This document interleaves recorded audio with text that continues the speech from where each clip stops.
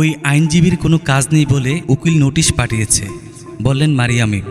বাংলাদেশের জনপ্রিয় টেলিভিশন তারকাদের অংশগ্রহণে অনুষ্ঠিত সেলিব্রিটি চ্যাম্পিয়ন ট্রফি 2025 নিয়ে তৈরি হয়েছে বিতর্ক।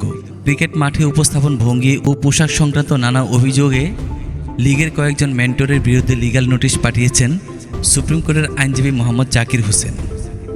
এই অভিযোগে যাদের নাম এসেছে তাদের মধ্যে অভিনেত্রী ও মডেল মারিয়া মিম রয়েছে। এ সম্পর্কে একটি সাক্ষাৎকারে তাকে জিজ্ঞাসা করা হলে তিনি বলেন, ওই আইনজীবীর কোনো কাজ নেই বলে উকিল নোটিশ পাঠিয়েছে।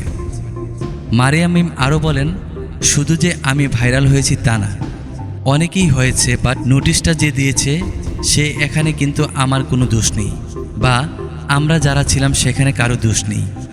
এখন কিছু মোবাইল সাংবাদিকরা যদি ওখানে আমাদের পার্সোনাল ভিডিও করে, সেটা তো আর আমাদের করার কিছু নেই।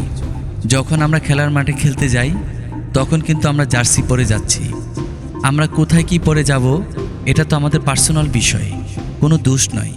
তিনি আরও বলেন, এটা উদ্দেশ্য প্রণোদিত, এখন এটা আমি তো বলতে পারবো না, আসলে আমি তাকে চিনি না, বাট আমার মনে হচ্ছে তার আসলে কোনো কাজ নেই।